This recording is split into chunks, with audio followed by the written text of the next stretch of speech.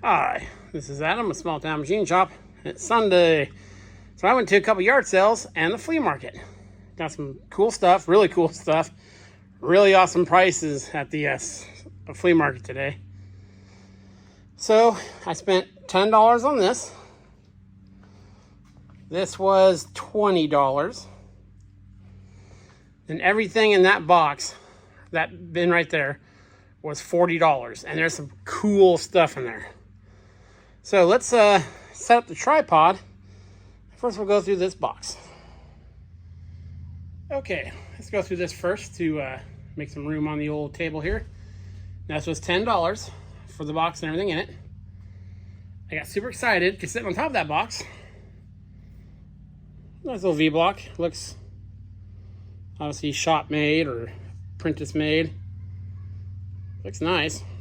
It needs a cleanup, but yeah, that's probably worth $10. When you see stuff like this, you get super excited thinking you found like a barn find machinist box. Well, not the case this time. We'll see. We got a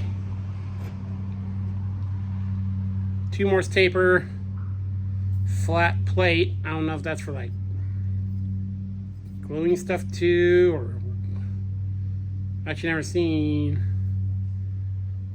a flat plate like that. You know what that's for, let me know. It's the front half to a bullnose center.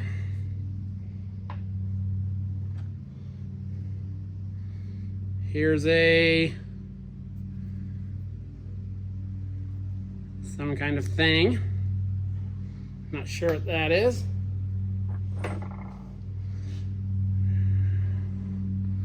Nice hunk of steel.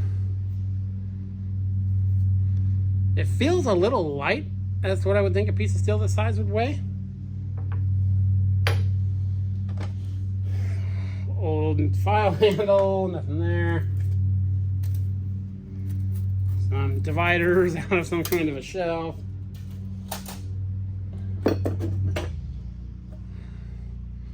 Wire brush.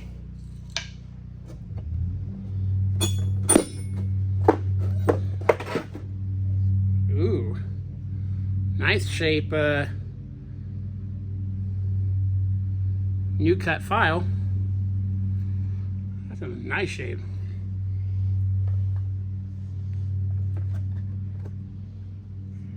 Hunk of steel. Has some machining marks on the top of it there. It looks like a homemade angle plate. That's cool too.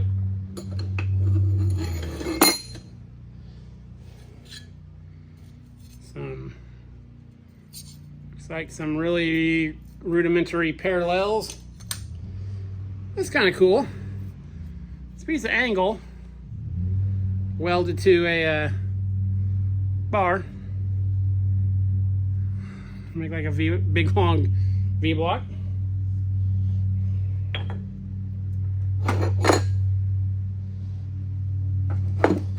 Actually, I just thought these were pieces of angle in there, but they're shop made. You can see the marks on them, machining marks. So some better stuff in here than I thought. This, I think, is just a big, yeah. Well, it's been machined. It's like someone took a piece of angle iron and machined it on both sides. Which for a lot of jobs, that'd probably be plenty accurate enough. That's cool. Clean those guys up. Another parallel.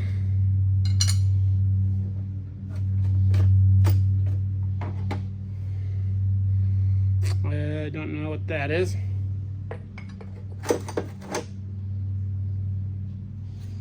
Some more machined plates. I'm not sure what he made these for.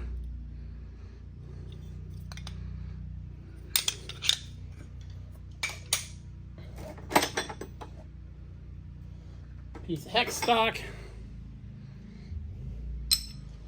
More miscellaneous pieces of metal.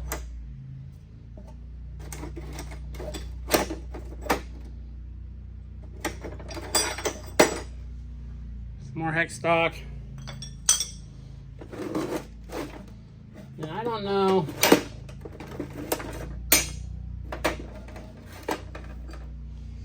I don't think that's high speed. It might be.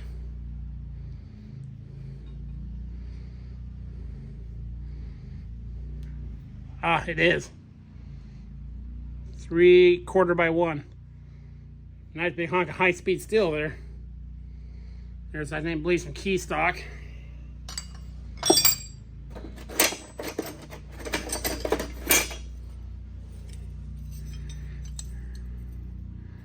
And some other pieces of metal.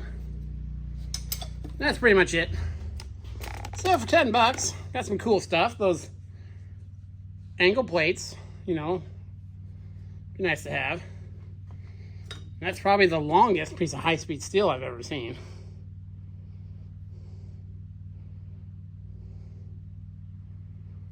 Cool. Okay, let me get this cleaned up and we'll bring you back. Okay, I got this lot from a yard sale, and this was, I think, it was $25, as I recall. So you made a deal with me. So, it's typical. But all the USA-made C-clamps that he had. Those were in a $1 bucket, along with, I don't have any Klein 5/8, really nice shape nut driver. I don't have many that size. Index is nothing much, just a USA-made little drill index. Missing some bits. I'm gonna restock this and keep it over by my sensitive drill press. So, a little neat thing.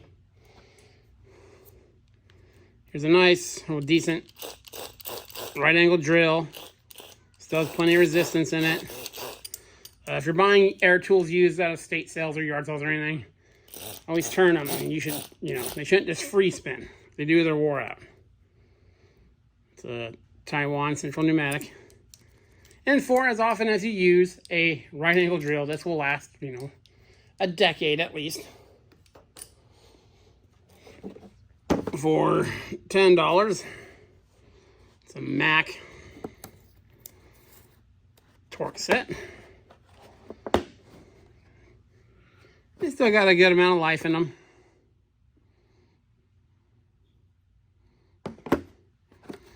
Usually with these sets, there's like 1 or 2 that are very heavily used. These first 2 are barely used.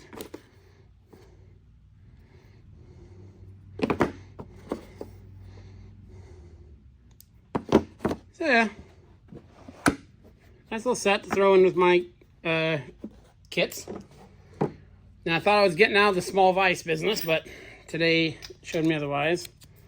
For $8, and he was doing some. There's a bunch of rosin and he was doing fiberglass stuff. This is a Japanese-made vise for Sears, in decent shape. And for $8, I just gave away some vices too.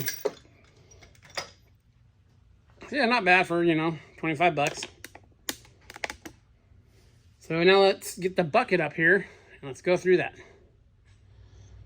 Okay, now we're getting to the contents of the bucket. A little bit of story time here. Sorry this video is going to be long. There's been a new guy and his wife setting up at the flea market the last couple weeks. And his sons run different property cleanup businesses. And they bring the leftovers to the, anything that's good, a lot of clothes and old furniture and stuff, to the flea market. And they just like being there and selling stuff, and they eat there. And so his prices are unbelievable. So everything in this bucket was $40. And there's some cool stuff in here.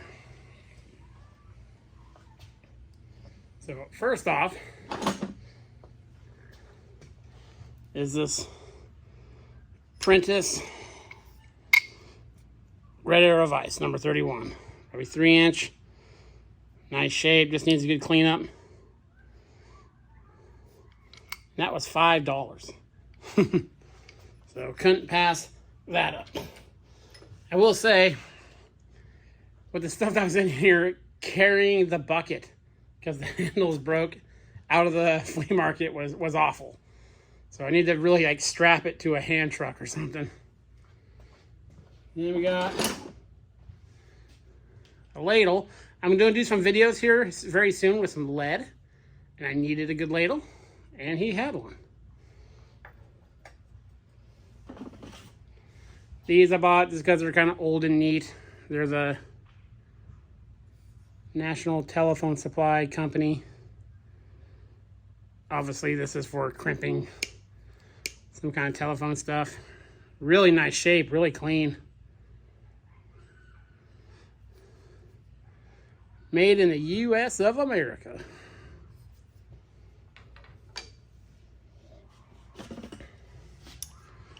Got another monkey wrench. One handled one, nice, actually decent shape for the handle. I was actually looking for another one of these because I do a lot of steel hydraulic line work. This is a Made in USA. I don't know if it's an Imperial. I know it's a rigid. 1/2 inch tubing bender. Very nice shape. This has a little bit of surface rust. You know, that was like $4. See if I can get the other stuff out. Well, I'm going to take the big thing out. Let me reposition you.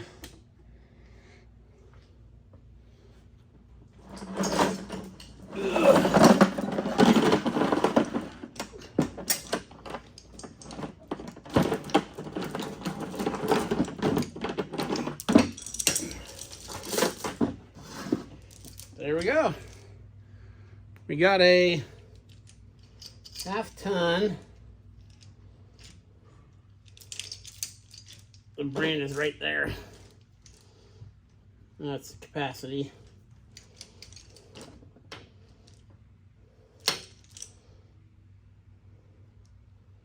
You don't see a maker on it, but it is a, you know, lifter. You call it like a block and tackle or whatever. Yeah, very cool. That was $20. Trying to see if I can find a make on it.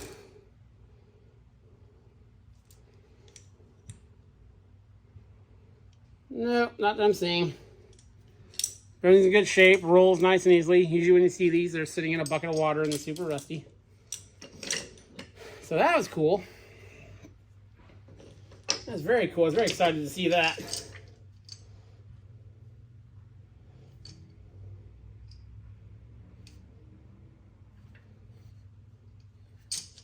Yeah, no make on there, but cool. Okay, and the last few things. Get the bucket out of the way.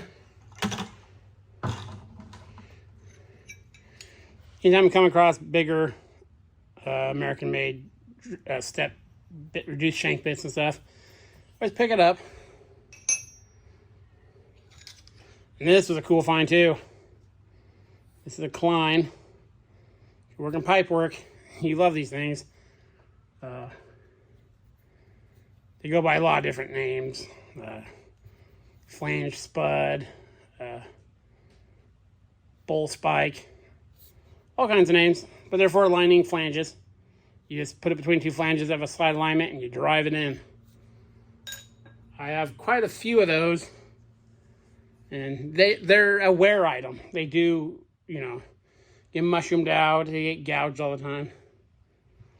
Then these need a little bit of cleanup, but I collect the vintage, not vintage, but the black and gold era of the Craftsman professional tools. So there's a Torx bit and a flat bit.